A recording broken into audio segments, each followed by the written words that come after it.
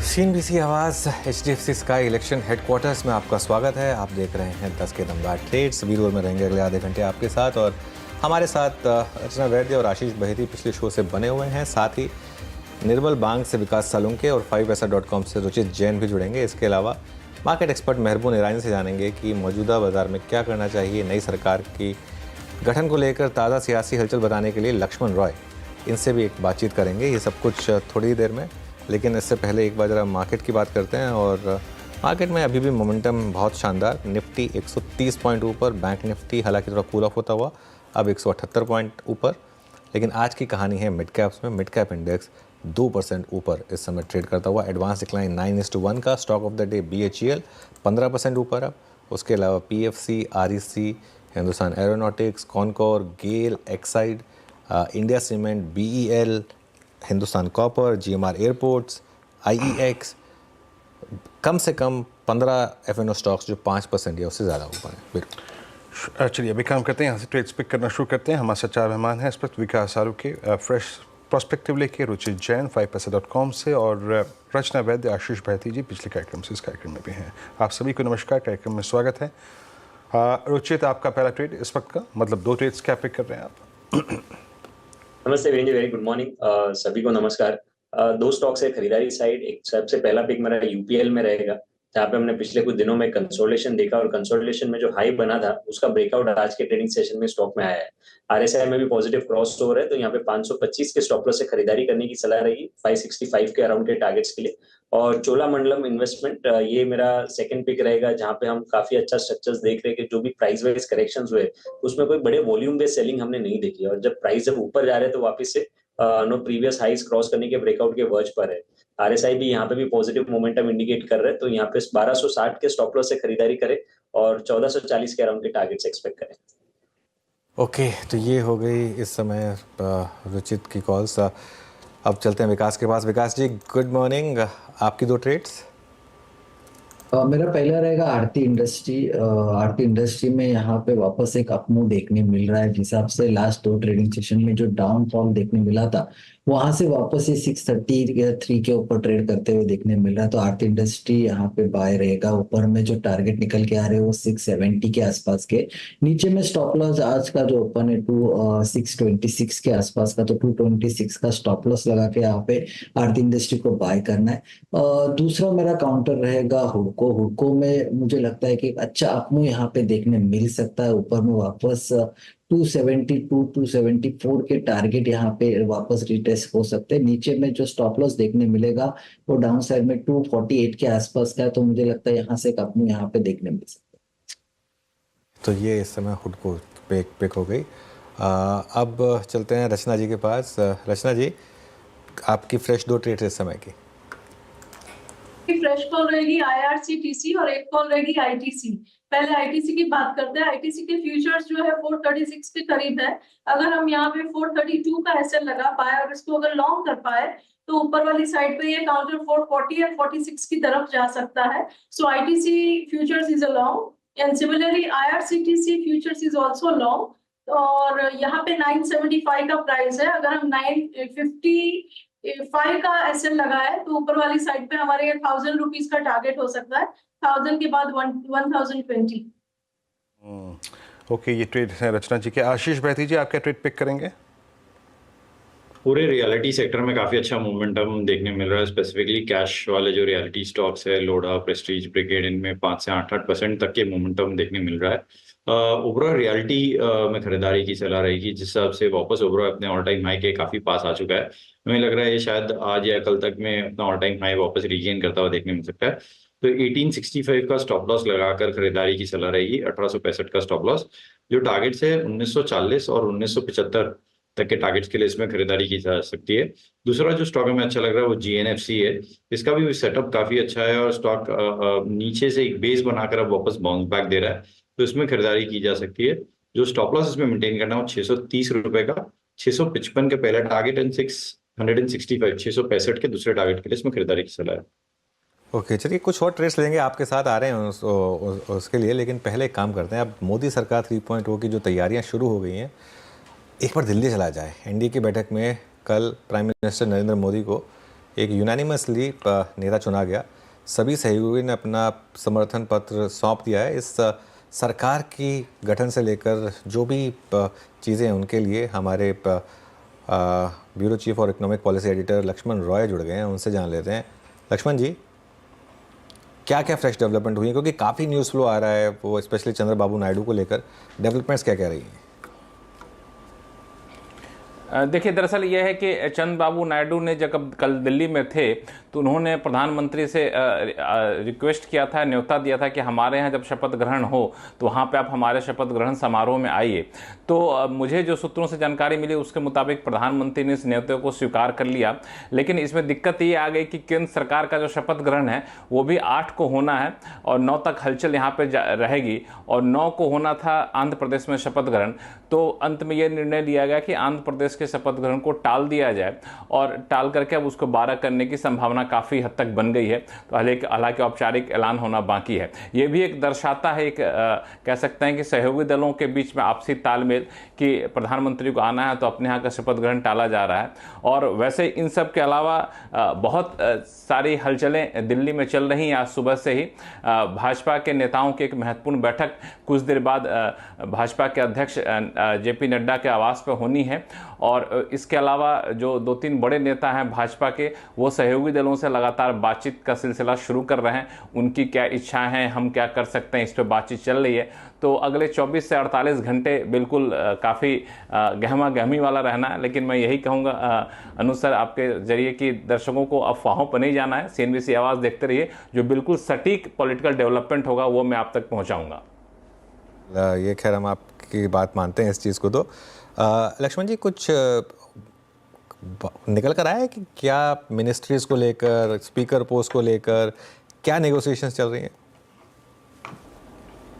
देखिए, यहाँ पे दरअसल 2 बातें हैं। एक, अभी क्या डिमांड की है, और दूसरी बात है स्वाभाविक दावेदारी क्या बनती है। तो इसमें एक तालमेल बैठाने की कोशिश की जा रही है। जो TDP है उस पर सबसे ज़्यादा नज़रें टिकी हुई हैं। समझा ये जा रहा है कि TDP ने 3 से 4 कैबिनेट मंत्री का पद चाहती है और MOS चाहती है। अब इसके अलावा इसमें लोकसभा स्पीकर का पद भी TDP चाहती कि हमारे पास आए। इसके पीछे वजह यह है कि जब वाजपेयी सरकार थी तब भी लोकसभा स्पीकर का पद उनके पास था। लोकसभा स्पीकर का पद अपने पास रखने से एक कह सकते हैं एज मिल जाता है सहयोगी दलों को, चूंकि महत्वपूर्ण बिल को पारित कराना हो, कभी अविश्वास प्रस्ताव या कोई वोटिंग हो रही है तो वहाँ पर इनकी भूमिका काफ़ी महत्वपूर्ण हो जाती है। कन्वेनर के NDA कन्वेनर के तौर पर भी एक महत्वपूर्ण पोस्ट होता है, वो भी TDP JDU इस पर नज़र बनाए हुए हैं। तो TDP की तरफ से मुझे लगता है कि MOS फाइनेंस पर एक जोर रहेगा, जो संभावना जताई जा रही है, जो अटकलें हैं। IT मिनिस्ट्री पर TDP का जोर रहेगा, और JDU दूसरा से घटक दल है जहां पे नजरें हैं। तो JDU का जोर रहेगा कि रेल मंत्रालय जैसा कोई एक मंत्रालय हमारे पास आ जाए, चूंकि इससे एक लोकप्रिय कदम उठा करके एक लोकप्रियता पाई जा सकती है। इस पर फोकस रहेगा। जो टॉप के 4 मंत्रालय हैं उसके साथ कोई समझौता होगा, मुझे इसकी संभावना कम दिख रही है। जो टॉप के 4 मंत्रालय, जो बार बार मैं कहता हूं, विदेश मंत्रालय, गृह मंत्रालय, वित्त मंत्रालय और रक्षा मंत्रालय, अब बहुत ज़्यादा दबाव अगर बना तो रक्षा मंत्रालय के साथ समझौता हो सकता है। लेकिन सूत्र कह रहे हैं कि बीजेपी इतने भी कमजोर हालात में नहीं है कि रक्षा मंत्रालय या फिर टॉप के जो मंत्रालय जिसको CCS कहते हैं, कैबिनेट कमेटी ऑन सिक्योरिटी, उस मंत्रालय को साझा करना चाहे। तो जो बंटवारा होगा, जो एडिशनल चार्ज वाले जो मंत्रालय हैं उनको दे दिया जाएगा। बहुत हद तक कंप्रोमाइज़ करेगी तो रेल मंत्रालय तक आएगा। बाकी फूड मिनिस्ट्री, स्टील मिनिस्ट्री, कपड़ा मंत्रालय, फूड प्रोसेसिंग मंत्रालय, ये सब सहयोगी खातों में ज़्यादा जाता हुआ दिखेगा। ओके लक्ष्मण जी, बहुत बहुत शुक्रिया। तो ये सारी की सारी खबरें हम तक पहुंचाने के लिए। चलिए अब कुछ ट्रेड्स और ले लेते हैं, उसके बाद हमारे अगले एक्सपर्ट भी हमारे साथ तैयार हैं। एक बार हिंदुस्तान एरोनॉटिक्स का चार्ट लेकर आइए।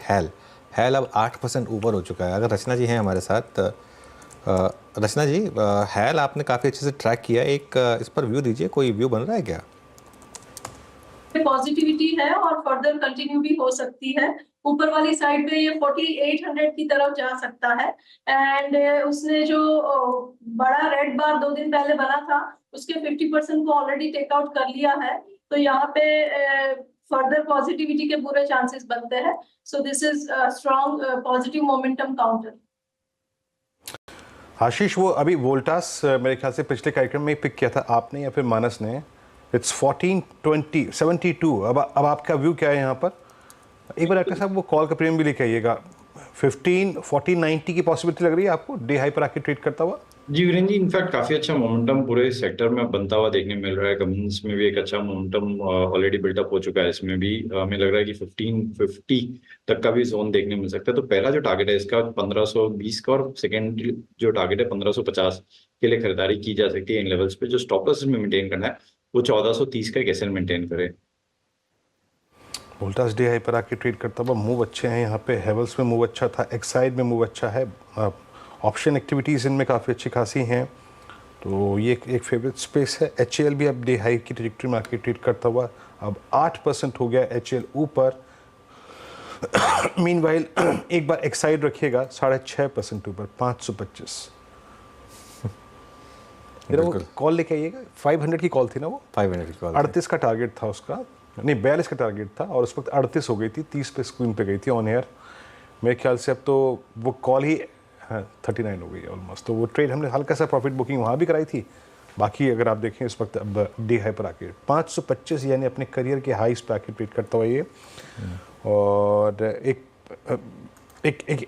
NTPC लेके आइएगा जो मैंने पिक किया था शुरुआत में ही, अब वो 20 डे मार्केट ट्रैजेक्टरी को हिट करता हुआ। लेकिन वो जो GMR को हमने बात की थी शिवांगी से अप्रॉक्सीमेटली 84 के आसपास, वो 85-65।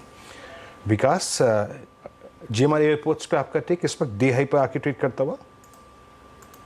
जिस हिसाब से हमने देखा है लास्ट कुछ दिनों में एक साइडवेज मोमेंटम लिया था, वहां से वापस ऊपर आते हुए देखने मिल रहा है। शॉर्ट टर्म मूविंग एवरेज के ऊपर फिलहाल तो अभी ट्रेड करते हुए देखने मिल रहा है, तो ऊपर में वो वापस वो 90-92 के रेंज में आने का यहाँ पे ट्राई कर सकता है।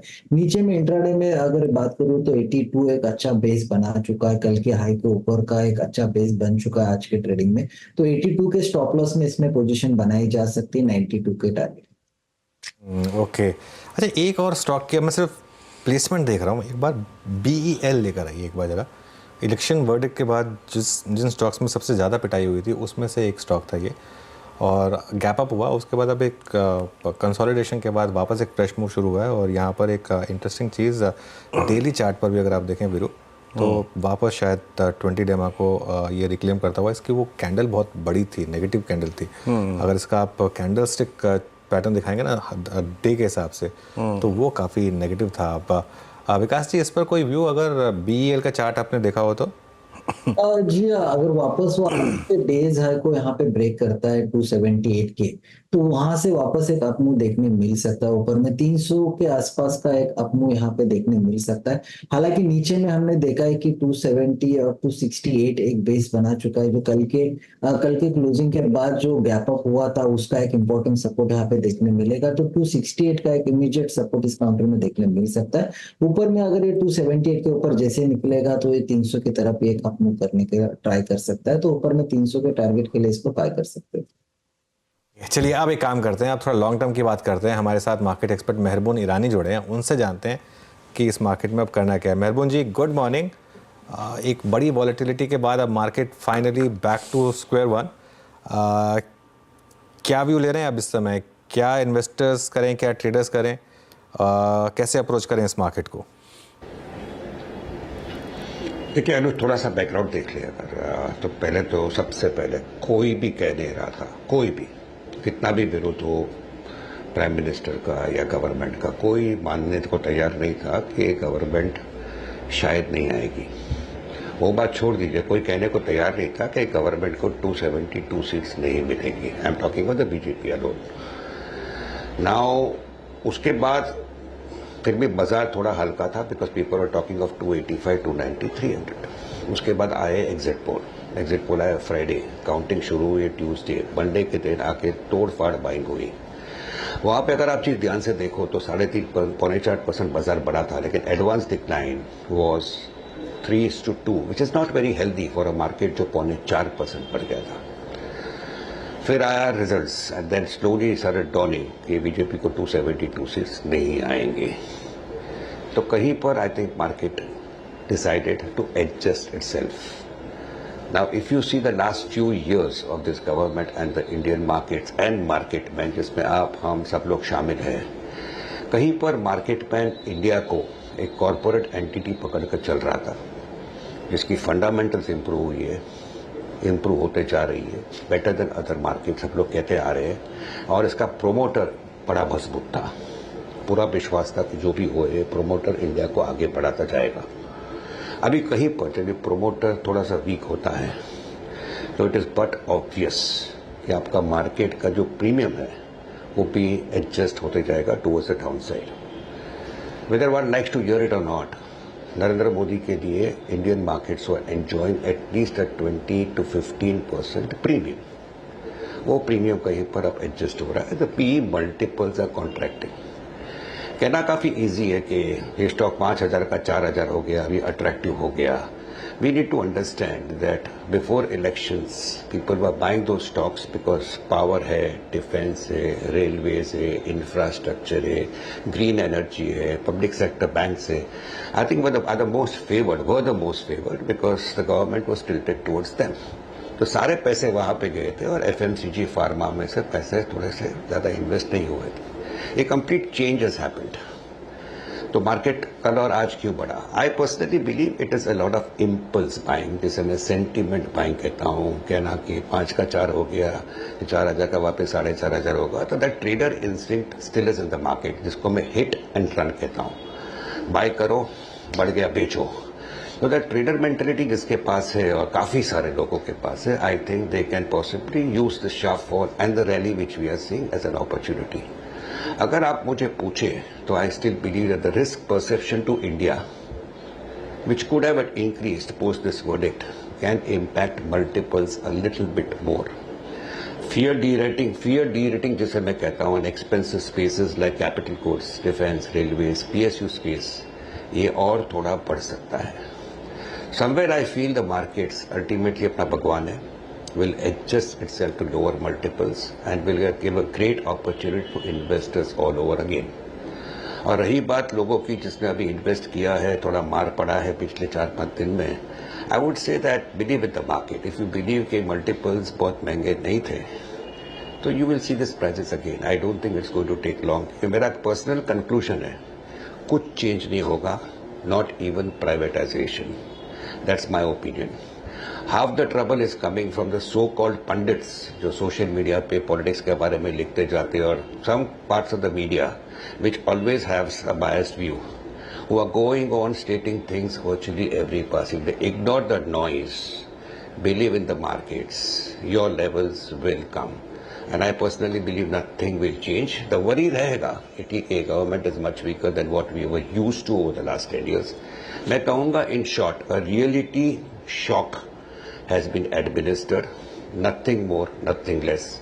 Let's keep a sense of perspective.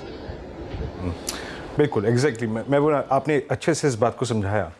अब वही आई मीन यही फियर कुछ सेक्टर्स पे जो स्प्रेड हो रहा था, for instance I mean railways, हाँ ठीक है मानते हैं, मगर आप देखें कुछ स्टॉक्स थोड़ा सा शार्प तरीके से ऊपर गए, but that was exactly that premium जो आप जिसकी बात कर रहे थे। अभी मैं बहुत सारे बास्केट्स थे, पहले मैं छेड़ता हूँ, जैसे पहले रेलवेज था, डिफेंस था। डिफेंस में आप इस बार मेहरबान BDL की अर्निंग्स को देखिए, आप मसगांव डॉक की अर्निंग्स को देखिए। डिफेंस आपको लगता है कि यहाँ से भी एक अपस्विंग के लिए तैयार है, स्पेशली जिस प्रकार के Q4 नंबर्स थे, एक प्राइस डैमेज आ गया, बट क्या ये प्राइस डैमेज इन स्टॉक्स को एक बार फिर से ऐड करने के लिए अच्छा है? वीरेंद्र जी, सबसे पहले मैं आपको कॉम्प्लीमेंट देना चाहूँगा, इसलिए कि आई थिंक 8-10 दिन पहले आई थिंक आपने मुझे FMCG स्टॉक्स के बारे में पूछा था, और मेरा जवाब था कि मेरे पास 4 FMCG स्टॉक्स हैं but not interested in adding. और कितने सही गया। I think FMCG index is at an all time high. 3-4 हफ्ते पहले आपने मुझे वाइट गुड्स के बारे में पूछा था, आई रिमेंबर वेरी वेल, और वो वाइट गुड्स के स्टॉक्स भी चले गए। तो अभी आपको सवाल पूछते हो, मैं आपको ज्यादा ध्यान से सुनता हूँ कि वो स्टॉक्स कैसे बढ़ेंगे कि नहीं। तभी डिफेंस स्टॉक्स आपने पूछा, तभी डिफेंस पे ध्यान देना पड़ेगा। बट मेरा पर्सनल मानना है, मजाक छोड़िए, I think on a serious note, कि defence stocks were at abnormally high valuations, abnormally high. वहां से थोड़े कॉन्ट्रैक्ट हुए, वैल्यूएशन जरूर हुआ है। तो 5,000 का 4,000 stock, I was referring to one of the defence stocks only. तो इसमें मेरा टॉप बैट रहेगा Mazagon docks, Cochin shipyard, Bharat electronics, Bharat dynamics and Hindustan aeronautics. This would be my top 5 bets. रही बात आपके सवाल की, उसका सिंपल डिप्लोमेटिक आंसर नहीं है, प्रैक्टिकल आंसर है कि सारे स्टॉक्स इतने बढ़ गए थे कि आज 300, 305, 310 सीट के साथ बीजेपी गवर्नमेंट सरकार बनाती with their own 310 seats. I would say they should not have a decline beyond a few percentage points. But अभी जब माइनॉरिटी गवर्नमेंट जैसे हो जाती है with alliance partners, this defence sector और जब प्रधानमंत्री ने जो भाषण दिया अपने पार्टी वर्कर्स को कि make in India with consensus of the two alliance main alliance partners, I think defence stocks will find its feet again. जितना मैं जानता हूं from my contacts of some of the retired people in the Indian military space, I think this companies are doing exceedingly well. Question mark था valuations का, और जैसे मैंने अनुज जी को पहले भी पता है, ये जो रिस्क परसेप्शन मल्टीपल्स जो होता है वो कहीं पर एडजस्ट होते हैं. सो जो मल्टीपल जो 80, 70, 90 टाइम हो गए थे price multiple, I think somewhere it will contract and come to lower levels, maybe over the next 15, 30, 40 days. And they will again, according to me, go up again. ये मेरा personal मानना है. So yes, the answer is simple. जो high हम लोग ने देखा था वो हाई आएगा, maybe not immediately, but this is a space which is interesting, which will continue to do well as long as the man is in charge for the next 5 years with alliance partners. Stocks have become too expensive. They are correcting. 10%, 20% correction is a right level to buy. मेरा personal मानना है 20% is fairly decent for people to start buying. There are a lot of people who are left out completely from these defense stocks. I think जो correction हुआ था could be an opportunity to buy. but जब भी आप buy करते हो in this fluid environment, वहाँ पे अगला 1-2 week important रहने वाला है. एक बात ध्यान में रखिएगा कि whatever you are buying fresh, buy with conviction and be ready for another 5 to 7% downside. That downside, according to me, will be limited. Will be for a temporary period, खास करके डिफेंस स्टॉक्स में. मेहरबान, personally फिर कोई 3-4 themes जो आप back करेंगे, 3-4 stocks जो आप बैक करेंगे यहाँ से बाय करने के लिए? मैं कहूँगा कि मेरे को राइट नाउ मुझे काफ़ी फ्लूइड लग रहा है situation, honestly, and I think that if you have another bigger fall like what we saw on Tuesday, एक बार वापस मार्केट कभी भी करता है आफ्टर दिस इम्पल्स बाइंग या सेंटिमेंटल बाइंग जैसे मैं कहता हूँ, so I think that will invite possibly much more selling. ये मेरा पर्सनल मानना है. I hope I am wrong and that could be a great buying opportunity in the market. मेरा जो स्पेसिस जो फेवर्ड था, I think I am lying low right now, including railways, infrastructure, capital goods, defence, power. I think all this sectors have been going on sitting for time. This sectors के stocks have corrected the most. Somewhere, अगर investor मानता है कि मैं investor हूँ, he can possibly go and bite into them. Otherwise, there are quite a few select mid caps here and there when one can go and buy, like an Angel one for that matter. Indigo है, MCX है, ये सारे थोड़े high beta mid cap stocks है. If you find them around 10% lower than where they were before election counting, I think you can go and start buying into them. But overall market के बारे में, I would allow this phase to pass for the next few days. थोड़ी सी stability दिखे, may be the risk perception multiples will contract a little bit further and a better buying opportunity will come over the next few days. ये मेरा personal. मीनवेल, बात करते करते जरा एक बार मेहरबान से देखिए आप मार्केट्स को, और अभी पिछले लगभग 10 मिनट में लीड ली है, माफ कीजिएगा, रिलायंस ने और SBI ने. ये 2 बैंकिंग स्टॉक, ये एक बैंकिंग स्टॉक फ्यूचर और एक आई थिंक इंडेक्स में हैवीवेट इटसेल्फ रिलायंस एक मूव जनरेट करता हुआ. नाउ इट्स 22,850 डे हाई पर, और बैंक निफ्टी 49,558, ये भी डे हाई पर. दैट मीन्स अब उस 500 अंकों के वर्टिकल में जा चुका है जो कि अब होल्ड करता है. उसका हाईएस्ट जोन 50,000. मैं बोल एक और चीज़ इस बाज़ार में आई थिंक पैरेलली हो रही थी, आई मीन जिसने आई थिंक थोड़ा सा एक और स्पेस के बारे में हमें सोचने को मजबूर किया, वो था क्रूड. 78 की ट्रेजेक्ट्री. इस बात को देखते हुए कि क्रूड ने काफ़ी समय से 82, 80, 78 की ट्रेजेक्ट्री को मेंटेन किया है, एक क्लास ऑफ स्टॉक्स हमारे जहन में आता है, वो है paint stocks, Berger paints, Asian paints, Pidilite. आपका व्यू इन स्टॉक्स पे इसमें, आप दिलचस्प हैं क्या इस थीम को खेलने के लिए? I would say, Virendra, I think Virendra ji, you're reading my mind. I think आज मॉर्निंग ही डिस्कस कर रहा था अपने एक अच्छे फ्रेंड के साथ. एक crude looks weak to be for some time to come. और अगर क्रूड वीक दिखता है तो obviously maybe even cement and tyres will provide possibly a good trading opportunity. साथ में जो रेट कट कल हो रहे हैं यूरोपियन बैंक सेंट्रल बैंक से, आज भी एक शायद हो सकता है, and we will talk of a US Fed cutting rate सून।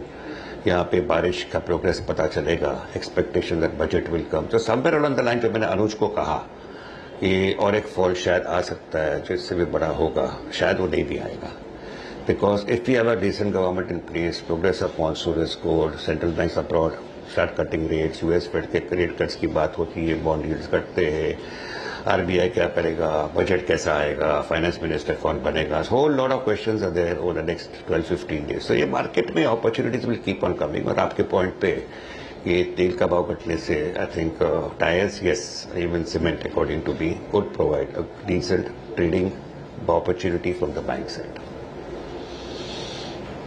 चलिए महबूब, बहुत बहुत शुक्रिया, आप इस कार्यक्रम में शामिल हुए, सभी सेक्टर्स पे अपना व्यू अपने हमसे शेयर किया, बहुत बहुत शुक्रिया। और मार्केट्स एट डे हाई, दिन के सर्वोच्च दरों पे 22854।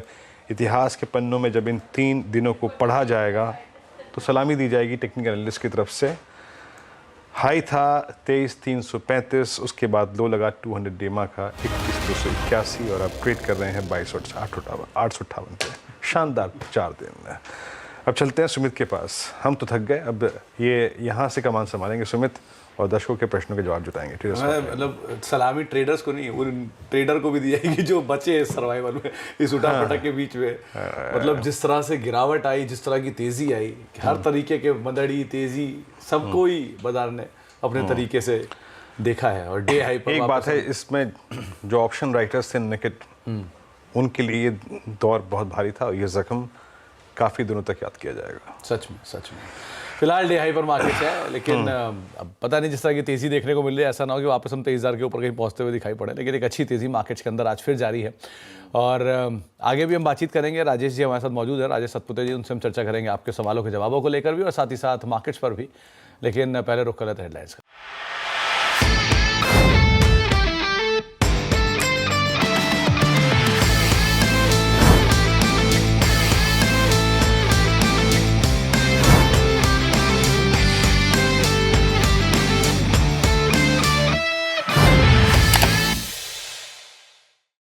बता दें कि मनी कंट्रोल पर दिए गए विचार एक्सपर्ट्स के अपने निजी विचार होते हैं। वेबसाइट या मैनेजमेंट इसके लिए उत्तरदायी नहीं है।